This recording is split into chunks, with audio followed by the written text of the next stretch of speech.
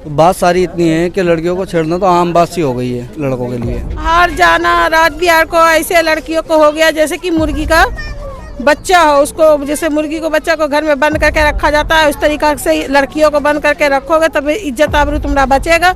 अब वरना बीच रोड पर नीलाम हो गया। आप डेली वहाँ से जाते हैं और डेली आप पे कमेंट्स पास होते हैं, तो आप चुपचाप वहाँ से निकल जाते हैं, लेकिन आप कुछ बोलते नहीं हैं। तो अंदर ही अंदर क्या होता है, एक फीलिंग ऑफ फियर डेवलप होने लगता है। तेज हो रही हैं लड़कियां ही बाहर निकल कर भाग हैं। अब लड़के पीछे, लड़कियां पहले हैं। नमस्कार, मेरा नाम सबत खान है। अक्सर हम मूवीज़ में देखते हैं कि कुछ लड़के लड़की को छेड़ते हैं या उनसे बदतमीज़ी कर रहे होते हैं, तो हीरो आता है, उसको छुड़ा कर ले जाता है या बचा के ले जाता है। लेकिन अगर यही सिचुएशन असल ज़िंदगी में होती है किसी भी लड़की के साथ या लड़के के साथ, सो उधर ना तो कोई हीरो बचाने के लिए आएगा और ना ही हीरो की बात तो आप छोड़िए, जो आम जनता चल रही होती है रोड्स पर या हमारे आसपास जो होती है वो तक इसको इग्नोर करके निकल जाते हैं आगे। तो बात सारी इतनी है कि लड़कियों को छेड़ना तो आम बात सी हो गई है लड़कों के लिए।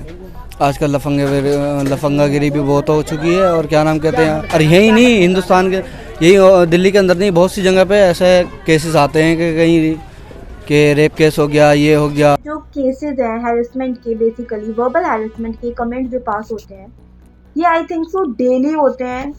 मतलब एक दिन में लाखों बार, मतलब लाखों जगहों पे होते हैं जहाँ पे नॉर्मली ले लिया जाता है, हम इस चीज़ को कैजुअली ले लेते हैं कि अरे छोड़ो चुपचाप निकल जाते हैं, इस टाइप से। तो ये एक दिन में डेली होते हैं, मेरे हिसाब से रोज़ होते हैं ये केसेस। अगर हमारे अवेयरनेस में नहीं है, लेकिन ये केसेस रोज़ होते हैं। आज हम बात करेंगे ईव टीजिंग यानी कि छेड़खानी। अक्सर हम देखते हैं रास्ते में लड़कियों को छेड़ना, उनसे बदतमीज़ी करना, उनके लिए अपमानजनक कमेंट करना बहुत ज़्यादा आम बात होती जा रही है। इतना आम है जो छेड़खानी लड़कियों के साथ होती है, वो कितनी रोज होती है, लगातार बहुत ज्यादा होती है, बहुत ज्यादा इतना ज्यादा होता है कि जिसको आदमी को बताना भी नहीं, कोई बोल पाता भी नहीं है किसी से। बाहर जाना रात बिहार को ऐसे लड़कियों को हो गया जैसे कि मुर्गी का बच्चा हो, उसको जैसे मुर्गी को बच्चा को घर में बंद करके रखा जाता है, उस तरीका से लड़कियों को बंद करके रखोगे तब इज्जत आबरू तुम्हारा बचेगा। अब वरना बीच रोड पर नीलाम हो गया। ऐसा करना जरूरी, लड़कियों को घर में रखना। अब क्या करेगा, जब इंसान बाहर निकलेगा, इधर उधर निकलेगा, तो जब छेड़खानी होगा, छेड़छाड़ करेगा, सिट्टीबाजी करेगा, आगे पीछे का वाले सीटी बजा के चलेगा, तो इंसान को तो करने ही पड़ेगा। तो इस पे लड़कियों पढ़ने जाएगा उसमें भी रास्ता बाट में रोक ठोक होगा। पढ़ाई के लिए होता है, पढ़ाई के लिए भी होता है, दिक्कत होता है। हाँ, जब गरीब इंसान है, पैसा नहीं रहेगा तो पैदल ही तो जाएगी लड़की। अब एनएफसी जाती थी, वहाँ से पैदल आती थी। अब भी उस बीचे कहाँ क्या हो रहा नहीं हो रहा, माँ बाप तो आगे पीछे नहीं, गरीब इंसान तो नहीं डोलेगा, बच्चे को तो भरोसे पर भेजेगा। अब कोई बच्चे होते हैं कि अपने माँ बाप को बताते हैं, कोई बच्चे होते हैं कि नहीं बता पाते हैं शर्मिंदगी से, तो वो बच्चे घुट घुट के भी मरते हैं। वैसे हैरेसमेंट सिर्फ फिजिकली नहीं होता है, वर्बली भी होता है। जो कमेंट्स जो है लड़कियों को बोले जाते हैं, महिलाओं को बोले जाते हैं, उसकी वजह से उनके ऊपर मेंटल स्ट्रेस भी काफ़ी ज़्यादा पड़ता है।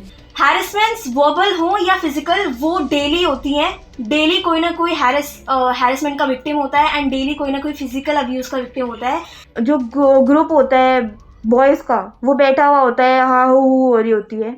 लेकिन फॉर गर्ल्स कि नहीं, लड़कियां रात में नीचे नहीं जाएंगी, हम बोलते नहीं बेटा रात हो रही है, बेटी तुम नीचे मत जाओ, सामान लेने मत जाओ, शाम हो गई है, रात होने वाली है, तुम मत जाओ बाहर गली में, इस टाइप से हम मना करते हैं। तो वो क्यों होता है, हमारे अंदर वो डर है। इवन द पेरेंट्स, हालांकि वो अपने बच्चों की सिक्योरिटी के लिए करते हैं, लेकिन उनके अंदर भी ये डर है कि नहीं, मुझे अपनी बेटी को बाहर नहीं भेजना, कहीं इसके साथ कुछ गलत ना हो जाए। NCRB की माने यानी कि नेशनल क्राइम रिपोर्ट्स ब्यूरो 2020 के तहत विमेंस क्राइम में 3,71,503 जो हैं वो मामले दर्ज किए गए हैं।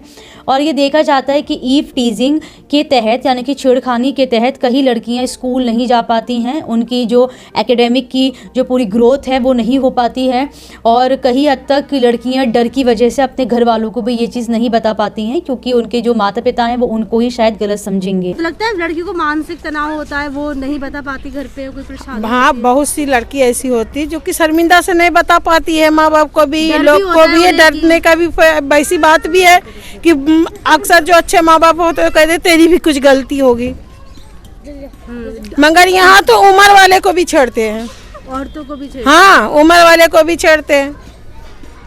तो सीधी अगर अच्छा ढंग से चले तो कहेगा बाप रे बाप कहाँ जा रही है, कहाँ हो रहा है, अजीब अजीब हरकतें वाली बोली बोलेगा। कमेंट्स मारते हैं हाँ। कमेंट्स से। तो आपको कैसे लगता है जब वो बोलते हैं सब कुछ, और तो बहुत गुस्सा आता है, गुस्सा भी आता है, क्या करा जाए, मजबूरी, इंसान पी के घोट के रहने पड़ता है, जीने पड़ता है।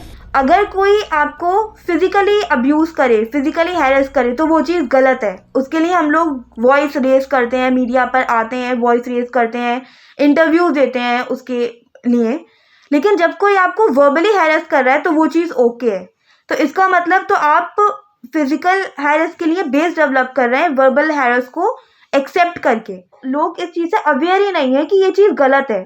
In most cases I seen in rural areas की ये चीज़ होती है, मतलब अब्यूज़ कर दिया या कुछ कर दिया यहाँ पे, तो लोगों को पता ही नहीं होता कि ये गलत है, ये हमारे साथ ऐसे या नहीं होना चाहिए। जब तक हम महिलाओं की रिस्पेक्ट नहीं करेंगे, उनकी इज्जत नहीं करेंगे, तब तक हम सुख, समृद्धि और सफलता का रास्ता नहीं तय कर सकते। बहुत शुक्रिया। आप देख रहे थे अनरिपोर्टेड लाइव्स।